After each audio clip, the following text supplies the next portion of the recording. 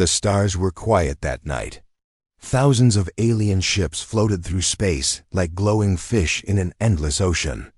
The Zorkan Empire had chased a pirate ship across half the galaxy. That ship had stolen high-level codes from their fleet. And they wanted it back. The stolen ship was small, black, and fast. It weaved through asteroid fields and gas clouds, slipping away from scanners like a shadow. But the Zorkan ships were faster, stronger, and more in number.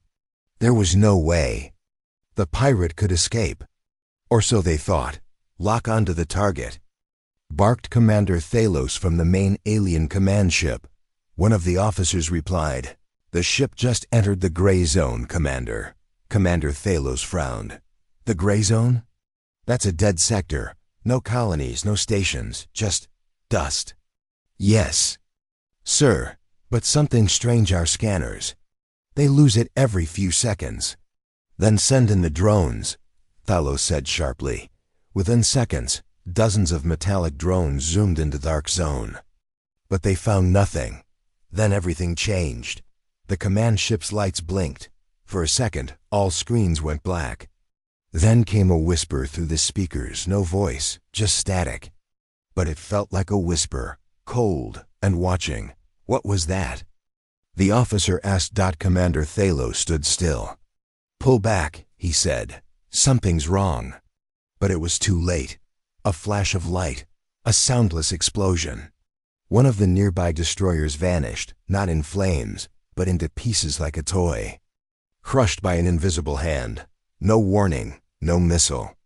Destruction. Who fired? Someone screamed. No signs of weapons. No incoming ships. Then another flash. Another ship gone. Commander Thalos froze. He had been in 50 battles. He had fought humans, insects, and machines. But he had never seen anything like this. It's not possible," he whispered. A voice broke through the static. Soft, calm, human, leave. Thalos's skin turned cold. "Did anyone else hear that?" The room was silent. "Who's speaking?" He shouted into the comms, but the voice came again, like it was inside their heads. "You chased one of ours. You crossed a line. Now you pay." Then a new ship appeared. Only for a second. It shimmered into view and then disappeared again. But that 1 second was enough. The Zorkan officers gasped. It wasn't like any ship they had seen. No sharp angles. No visible engines. It looked like it was made from black glass and smoke, shaped like a shark, silent and deadly. "That's not pirate tech," one officer whispered. Commander Thalos's heart pounded. "What in the stars is that?" Another flash. This time, the Zorkan fleet lost their communication tower. "Gone in seconds. Pull back. Everyone retreat now." Thalos shouted. The alien ships turned. Engines roared. But behind them, the invisible ship followed like a ghost. One by one, their ships vanished. The galaxy received the emergency message from Commander Thalos just before his ship was destroyed. Unknown enemy. Advanced cloaking. Ship, not visible. Human voice. Could it be Earth? And then, silence.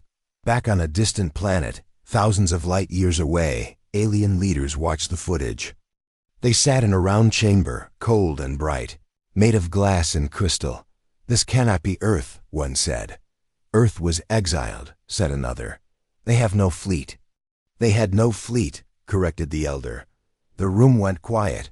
One leader, older than the rest, leaned forward. "I know that voice. I heard it once, 100 years ago. During the human war, that ship, it was no pirate. It was an Earth warship." The others laughed. "Don't be silly," one said. "Earth's gone. They hid. Cowards." "But what if they didn't hide?" the elder asked. "What if they built this?"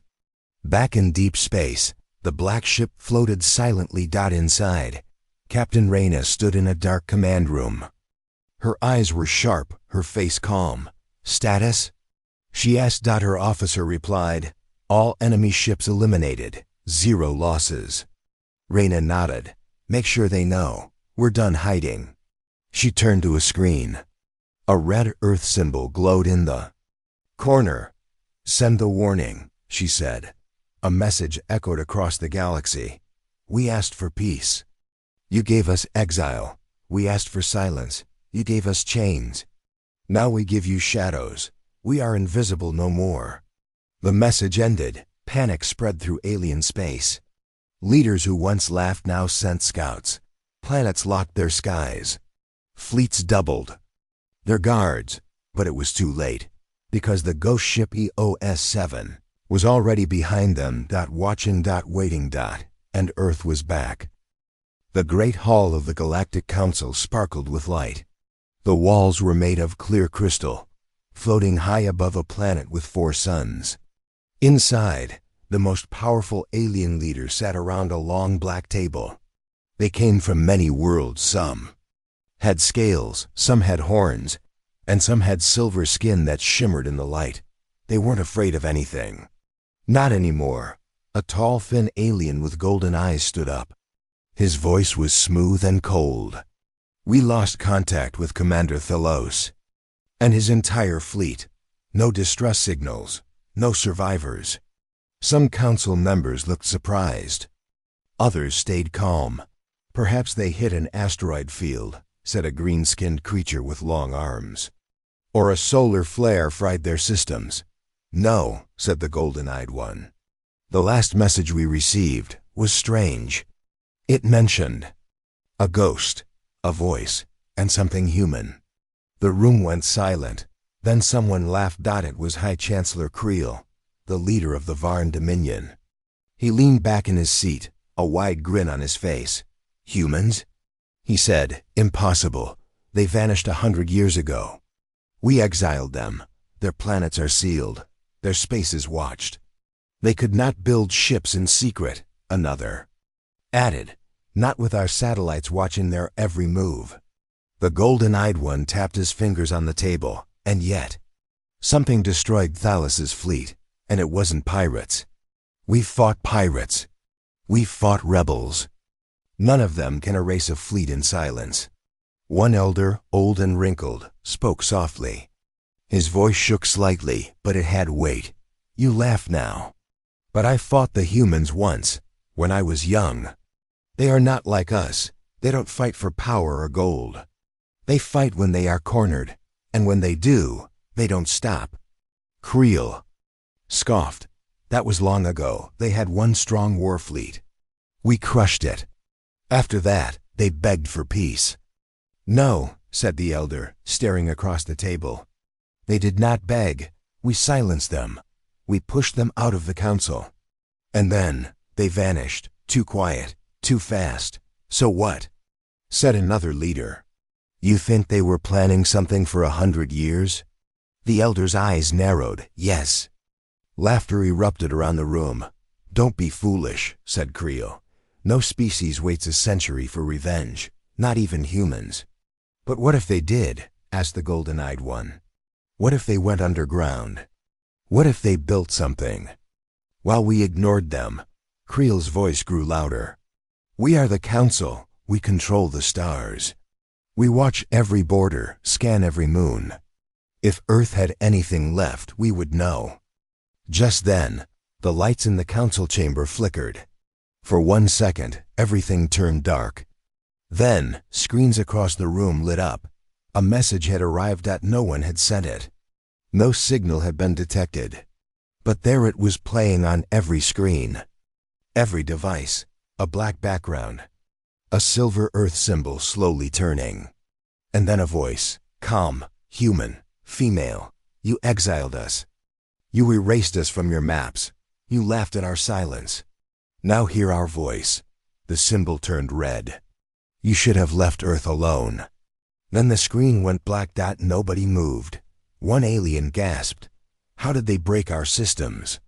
Creel jumped to his feet. "Who allowed this? Find the source." "There is no source," someone replied. "It came from nowhere. And everywhere." The elder closed his eyes and whispered, "They've returned." More messages began arriving. Across the galaxy, warships reported strange shadows. Mining stations went dark. One planet lost contact with its orbiting defense grid. And in every place, the same voice was heard. You should have left Earth alone. Panic spread like fire. Some council members demanded war. Others begged for peace. Send a message to Earth. One shouted, "We will talk." "Talk?" Creel growled. "We destroy them before they grow stronger." But the golden-eyed leader looked worried. "How do you fight what you cannot see?" Silence followed. The elder stood slowly. "You all laughed, and now your voices shake. Earth did what we feared most. They waited. They prepared. They became the shadow. They can't fight the full council," Creel said firmly. "We have numbers, technology, firepower. But they have patience," the elder replied. "And they remember everything." Just then, another alarm rang. A council spaceport had gone dark. No explosions, no calls. Just silence. The last image from the port showed a single figure in armor, walking through smoke. Not alien-human. No one laughed now. Creel looked at the others. His voice was tight. "Send all fleets, now." But deep inside, even he felt it. Fear. The kind of fear that comes not from seeing the enemy, but from knowing the enemy sees you first. The Galactic Council chamber stood high above the clouds of Veil Tora Prime, shining with silver lights and floating screens. It was the most powerful room in the galaxy. Inside, leaders from 50 alien empires sat around a wide, round table. They wore golden robes, shining armor, and jewels worth more than cities. But today, they didn't look powerful. Today, they looked confused. High Speaker Zorro, a tall alien with purple eyes and 3 horns, stood in the center. His voice echoed through the dome-shaped hall. "Commander Thalos and his entire fleet are gone." Gasps filled the room. "What do you mean gone?" hissed Lord Drex from the Zarkan Empire. "Lost in battle?" "No, lost without a fight," Zorro said. A reptilian general slammed his hand on the table. "Impossible. Thalos had 20 warships," Zorro nodded. 20 advanced warships. Each one with tracking systems, defense shields, and hypercore weapons. But we received only one signal, just one. He turned to the screen behind him. A shaky video began to play. Sparks, black space. A panicked voice. "Unknown ship, can't see it. Our weapons don't lock." "It's human." The screen cut to black. A long silence followed. Then laughter broke the tension. "Humans?" barked Lord Drex, wiping a tear from his eye. "You're saying humans did this?" A few others chuckled. Someone whispered, "Was it a ghost?" "The Earthlings were exiled a century ago," said a councilwoman with glowing skin. "They lost their rights. They lost their ships. We made sure of it. And yet," Zorro said calmly, "something destroyed Thalos's fleet. No trace, no survivors. Only that message." "This is a trick," growled Drex. "A rebel trick. Some pirate trying to scare us." A deep voice spoke from the shadows. Elder Ranuel, one of the oldest council members, slowly stood up. His skin was pale and cracked like stone. His eyes were tired. "I fought humans once," he said quietly. "I saw what they did to the Krexar Legion. We sent 5 fleets. Only 1 ship returned. And it came back half burning." The council stared at him. "That was a long time ago," someone said. "They had no help, no empire, just one small planet." "Yes," Ranuel nodded, "but they had something stronger than numbers. They had memory and patience." The laughter faded. Zorro raised a hand. "There is more." He tapped the screen. A second message played. This time, it wasn't broken or weak. It was clear, calm, and cold. A woman's voice spoke. "You erased us from your maps. You pushed us into silence. You laughed while we disappeared. Now we return." The Earth symbol appeared red, spinning slowly. "You should have left Earth alone." The video ended. No one laughed now. How did this message reach us? Asked the councilwoman. It bypassed our security, Zorl said. It was already inside our systems before it played. Impossible, Drex muttered, his smile gone. Our core servers are sealed. And yet, Zorl said, here we are. Someone else stood.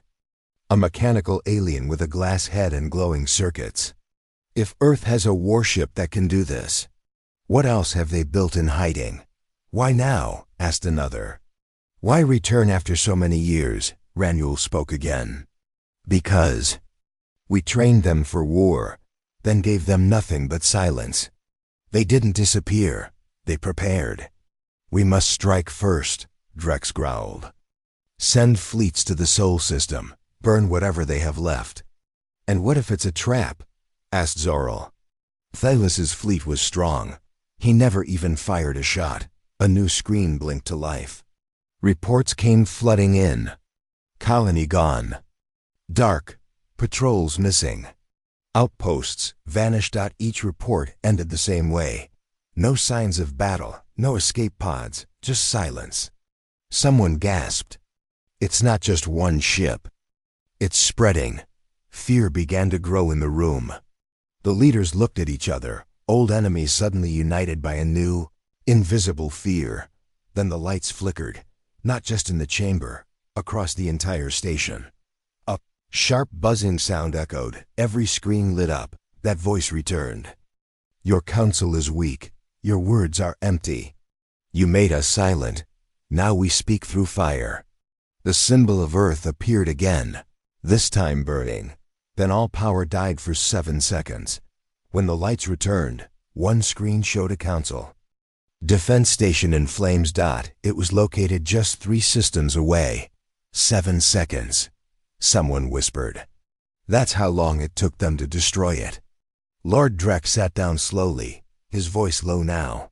What are we facing? Zorl didn't answer. No one did. For the first time in 100 years, the council was truly afraid. They had laughed at ghosts. Now the ghost had come home. Deep in the outer rim of the galaxy, on a quiet mining world called Vordanine, the sun rose like always. The miners went to work, the machines hummed. Children played under the thick glass domes. Everything felt safe. Then the sky turned black. At first, people thought it was just a storm. But storms didn't make the ground shake. Storms didn't cut off all power. And storms didn't whisper. Across every screen on the planet, a single sentence appeared. You should have left Earth alone. Then came silence. In the command tower, Overseer Glarn slammed his fist on the control panel. What is this? A hacker. No, said his technician. Sir, we've lost contact with all satellites. Something's jamming us. A young officer turned pale. I saw something above the North Ridge. It shimmered, like a ship cloaked in light.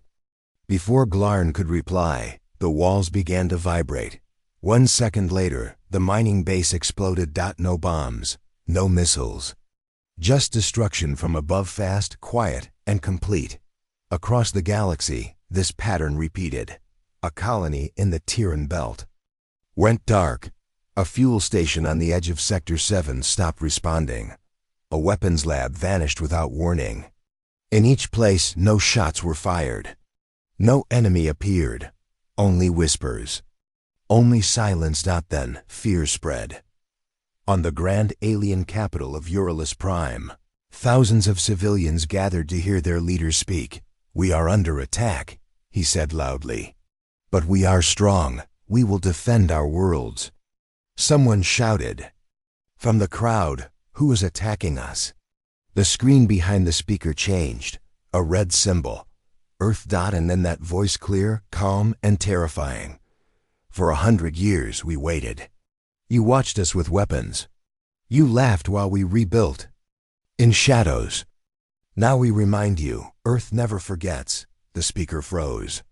The crowd screamed. In orbit, 3 alien warships exploded at once. No one saw what hit them. Panic erupted. All across the galaxy, Races that once ruled without question now trembled. The Council's private reports were leaked. The same mysterious ship had appeared in 5 systems. Sometimes it was seen as a blur. Sometimes it was just a flicker. But every time, it left only ruins behind. The name started spreading fast across news channels, across whisper networks, across warships.EOS-7, that the ghost ship built by Earth, controlled by no known fleet. A ship that moved like fog and struck like lightning. On a small moon called Garnock 3, a mercenary named Troll received a message from an old friend in the Council military. Get out of Garnock. EOS-7 is heading there. Troll laughed. One ship? Against this moon's defenses, let it come. 3 hours later, Garnock 3 was gone. It didn't explode. It collapsed. The moon broke into pieces, as if gravity itself had been reversed. Nothing remained. Except one final transmission, caught by a listening post far away. A voice. Target complete. EOS-7 moving to next coordinates. Uploading next list of Council-owned systems. Someone listening whispered, they're not just attacking, they're cleaning house. In the halls of the Galactic Council, chaos ruled. We must offer peace, one shouted. No, screamed another. We attack Earth now. Burn their home. A third counselor raised his shaking hand. What if Earth is not on Earth anymore? That silenced the room. What are you saying? Someone asked. I mean, what if EOS-7 is just the start? What if Earth built more? Somewhere else? Hidden? Deep in space? They had no answer. One admiral was sent to lead a fleet of 50 ships toward the Sol system. He never made it. His flagship, the Valor Claw, vanished halfway there. Not destroyed, just gone. His last words sent in a short burst. They're inside the ship. How? No. Please. And then nothing. No explosion. No trace. Just a ship erased from existence. In a remote region of space, far from trade routes and patrols. EOS-7 floated silently. Inside the bridge, Captain Reyna stood with her hands behind her back. Her crew moved like ghosts, silent and focused. No need for shouting. No panic. Only purpose. A young officer turned. Target Garnock 3 neutralized. No survivors. Minimal exposure. Next target? Reyna asked. The officer pressed a few buttons. Zarkan Weapons Depot. Heavily guarded. Council expects us to avoid it. Good, Reyna said. They still don't understand. We don't avoid fear. We are fear. She walked forward and looked at a large digital map. Glowing red dots covered Council-controlled space. One by one, they were blinking out. Soon, she said, they will beg to forget Earth ever existed. Another officer asked, should we broadcast again? Reyna nodded once. Let them know we're still watching. And so, across every Council world, across every ship, station, and screen, no matter how secure, it appeared once more. Earth symbol, slowly turning, and that voice. This is not war. This is not revenge. This is a reminder. We were never weak. We were waiting. Then silence. No explosions followed, this time. That was worse. Because now the galaxy knew something horrible. EOS-7 could strike any time, anywhere. And it didn't have to. Just fear alone was enough to destroy systems from the inside. Some planets surrendered without a fight. Others tried to hide, sealing their skies and killing their own signals. And still, they knew ... the ghost ship was out there ... watching ... waiting ... and Earth was just getting started. The warship moved like a ghost through the stars. EOS-7 was not just a ship, it was a weapon, a legend, and a secret. Built in silence, designed in exile, forged for fear. From the outside, it looked like nothing at all. It could vanish in plain sight, hide inside black holes, and float between sensors without being detected. But inside, it was alive with quiet purpose. No noise, no chaos. Just control. Captain Reyna walked down the long central hallway. The lights were dim, the walls dark gray, smooth and silent like the ship itself. Her boots made no sound as she moved. Behind her, soldiers and engineers worked at glowing panels, each screen pulsing with soft blue light. A voice followed her through the speakers, calm, mechanical. "Captain, mission complete. Enemy system Vortalis has fallen. 0 resistance." Reyna didn't smile. And the signal? Broadcast successfully. All channels reached. Council silence confirmed. She nodded once and entered the command room. The bridge was unlike any other in the galaxy. No tall chairs, no loud alerts. Just a circle of low consoles and a glowing table at the center, showing a live map of the galaxy. Red dots marked council strongholds. Many were already gone, faded into gray. The rest were next. Her first officer stood up as she entered. He was tall, sharp, and dressed in dark armor like hers. "Captain Reyna," he said, "Zarkan outpost detected. 70 warships in orbit. Heavy defenses. They are baiting us." "They think we'll attack head-on," she replied. He nodded. "Should we?" She looked at the map and tapped a smaller dot beside the outpost. "What's this?" "A prisoner transport. Low security. Carrying human slaves." Reyna's face grew cold. "That's the real target." "Orders?" "Destroy the escort. Board the transport. Save whoever's alive. And the outpost?" She paused, then spoke quietly. "We'll come back for that." She turned to the crew. "Prepare Black Cell." A chill passed through the room. Black Cell was the most dangerous part of the ship.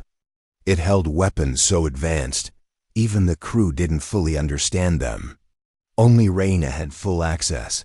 She walked to a sealed door at the back of the command room. It scanned her face, then opened with a hiss. The hallway behind it was colder, darker. Lights glowed along the floor, leading her into the ship's core. Here, the air felt different, thicker, like the ship itself was holding its breath. A large chamber opened ahead. Inside, a single object stood on a platform. A black sphere, floating, silent. It pulsed with strange energy, like it was alive. This was the pulse core, the heart of EOS-7. She stepped closer. Her voice was steady. "We need you." The sphere glowed brighter. Then her earpiece buzzed. "Captain," her officer said, "the prisoner ship is changing course. They're trying to escape." Reyna didn't flinch. "They won't get far." A second voice came through, distant, frightened. This is prison ship 42B. We're under attack. Wait, no visuals. It's everywhere. Screams. Then static. Reyna turned around and walked calmly back toward the bridge. When she arrived, the crew looked up. Boarding complete. One officer said, "We found 12 survivors, all human. The rest, dead." Reyna's voice was low. "They kept humans in chains. After everything." "They never learned," her officer replied. Reyna looked at the survivors on the screen. One was just a child holding her mother's hand. Both looked weak, but their eyes burned with something deep. Not fear. Anger. The officer turned. "What now?" Reyna tapped the map again. This time on the Zarkan outpost. "Now we answer." Hours later, 70 alien warships floated calmly around the Zarkan base. Inside the command ship, the enemy commander smirked. "They're late," another officer replied. "Are you sure they'll come?" "They won't resist saving their people," the commander said. "We know humans, weak, soft, predictable." Then the stars outside the window moved. Not because the ship moved, because something else was there but had been hidden. The commander froze. "What is that?" EOS-7 became visible for 1 second. 1 second was enough. Black lightning fired. Across space, not electricity. Something else, energy that bent space, melted metal, and tore through shields like paper. 5 enemy ships were gone before they could move. The commander shouted, "All ships, fire!" NO, missiles, lasers, and plasma cannons lit up the sky. But EOS-7 was already gone again. Only shadows remained. One by one, ships disappeared, not in explosions. In silence, cut open from the inside. Systems went black. Lights shut down. Crews disappeared. Panic spread. This is impossible. They're inside the ship. How did they? This can't be real. And then silence again. On the EOS-7 bridge, the crew watched as the last enemy ship cracked apart and Space. Rena stood still. Her officer said, "Mission complete." "No losses," message sent. Rena didn't speak for a moment. Then she asked, "What did the girl say? The one we rescued?" "Yes." She said, "Did you come from Earth?" "I thought Earth was gone." Rena looked at the screen showing the child's face. Then she whispered, "No, Earth is N." ChatGPT said, "The alien fleet gathered in the deep black space near the burned-out remains of the Zarkan outpost. Captain Jarail, the supreme commander of the alien forces, paced nervously on his command ship's bridge. His face was pale, his eyes sharp but filled with worry. The attack by the mysterious warship EO-7 had shocked them all. No one expected such power from the humans, who had long been forgotten and mocked. "We underestimated them," Gerald said aloud, but his voice sounded like a whisper in the vast room. "They appeared from nowhere and destroyed our ships without warning. How is this possible?" His second-in-command, a tall alien named Varn, stepped forward. "Captain, our scouts report more human ships moving through the outer systems. They are not just attacking, they are invading." Gerald clenched his fists. "We must strike back, gather the fleet. We will crush this threat before it spreads." As the fleet prepared to move, a message suddenly appeared on the command screen. The voice was calm, almost cold. It was Captain Rena of EOS-7. "We did not come for war," her voice echoed through the ship's comms. "We came for justice." Gerald narrowed his eyes. "Justice? You call this justice? You destroy our homes and kill our people." Rena's voice did not waver. "You called us weak. You exiled us.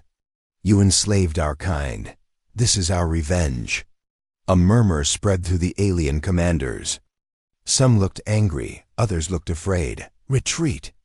Gerald finally ordered, "We need to rethink our strategy." But retreat was difficult. The humans had studied every move, every weakness. Their ships appeared suddenly, struck hard, and vanished before anyone could respond. During one fierce battle, an alien cruiser was captured by the humans. Inside, a soldier begged for mercy. "Why do you fight us so hard?" he asked a young human warrior. The warrior's eyes burned with quiet fury. "Because you took everything from us. Our home, our freedom, our future." "Back on EOS-7, Captain." Rena looked at the stars outside her window. "They regret underestimating us," she said softly. "But regret will not save them." In the shadows of alien space, whispers grew louder. "The humans are rising. They are no longer invisible." One alien commander spoke quietly. "If only we had left them alone." The alien fleet sat in uneasy silence around the broken planet of Coral 5. "Commander." Gerald's hands trembled slightly as he stared at the flickering hologram of the Earth symbol. It was everywhere now on screens, ships, and even in intercepted messages. The humans were no longer hiding. They were sending a message, loud and clear. Suddenly, the silence was broken by the calm voice of Captain Rena. Her words echoed through the council comms like a cold wind. "We asked for peace," she said slowly, "but you gave us exile. We asked for silence, but you gave us chains. Now we give you fear." Gerald gritted his teeth. "They speak as if they are gods. They speak as those who survived," a nearby officer whispered. Reina's voice continued. "This is not just a warning. This is a promise. We will not stop until the galaxy remembers who we are." Across the council chambers, leaders looked at each other nervously. One elder stood up, his voice trembling. We made a mistake. Earth was not weak. We thought exile would silence them. Instead, we created a force that will change the galaxy forever. Another counselor shouted, we must respond. Attack their home system before they grow stronger. Gerald shook his head. We cannot fight shadows. They strike and vanish. This war is unlike any other. Suddenly, alarms blared. The flagships? Sensors detected incoming transmissions, hundreds of ships appearing from nowhere, surrounding key planets. Prepare for battle. Gerald ordered, but his voice was heavy with doubt. Meanwhile, aboard EOS-7, Captain Reyna watched the fleet closing in on the Earth system. Her face was calm but fierce. Our time has come, she said quietly. Let them know the cost of exile. She pressed a button. Across the galaxy, a new message played on every screen, every ship, every device. We were silent. We were invisible. But now, Earth speaks for all who were forgotten. We will rise, we will fight, and the galaxy will remember our name. The message ended with the Earth symbol burning brightly. Gerald stared at the screen. This is no longer a war. It is a reckoning. The galaxy held its breath. ChatGPT said, the council chamber was darker than usual. The great crystal windows showed the stars, but something felt heavy in the air. Commander Gerald stood at the center, surrounded by anxious leaders from many alien worlds. Their ships were scattered, their fleets weakened. The war with Earth had become a nightmare none had expected. We cannot hold much longer, Gerald said quietly. The humans' warship EOS-7 strikes like a ghost. We lose more systems every day. An elder, his skin pale and cracked, nodded. They are not just a ship. They are a symbol, a warning. A younger leader asked nervously, what can we do now? They control the shadows. They strike without warning. Our weapons are useless. Gerald looked down at the map glowing in front of him. Red dots blinked planets lost, defenses fallen. Earth wants more than revenge, he said. They want the throne. The room fell silent. Your Highness, a voice came through the comms.